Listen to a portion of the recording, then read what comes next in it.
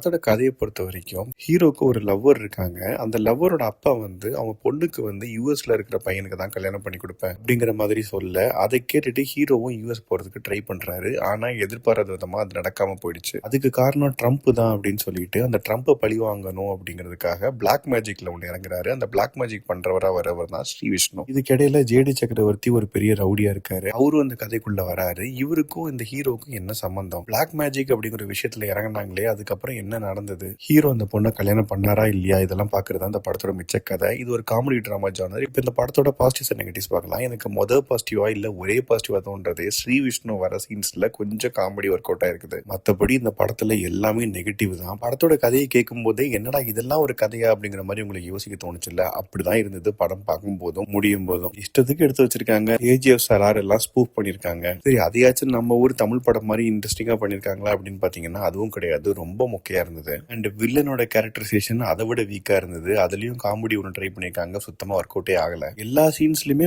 Comedy try பண்ணிருக்காங்க, but ஆனா எதுவுமே ஒர்க் அவுட் ஆகல. சரி, இதுதான் இப்படி மொக்கையா போயிடுச்சு, ஏதாவது ஆக்ஷன் சீக்வன்ஸாவது இருக்கும் அப்படின்னு பாத்தீங்கன்னா அதுவும் கிடையாது. என்ன மோட்டிவ்காக இந்த படம் எடுத்தாங்க அப்படிங்கிறது சத்தியமா புரியல. இதுல கேமியோவா ஸ்ரீ விஷ்ணு வேற வந்திருக்காரு. அவருக்கு எப்படி இதை கேட்டு ஒத்துக்கிட்டாரு அப்படிங்கறதும் புரியல. இப்படி புரியாத விஷயங்கள் நிறையவே இந்த படத்துல இருக்குது. மொத்தத்தில் இந்த படத்தை பத்தி சொல்லணும் அப்படின்னா எதுவுமே உருப்படியா இல்ல. ஏன் எடுத்தாங்கன்னு புரியல, எதுக்காக இவங்க நடிச்சாங்கன்னு புரியல. மொத்தத்துல என்ன பொறுத்த வரைக்கும் இது ஒரு பிலோ அவரேஜான படம் தான்.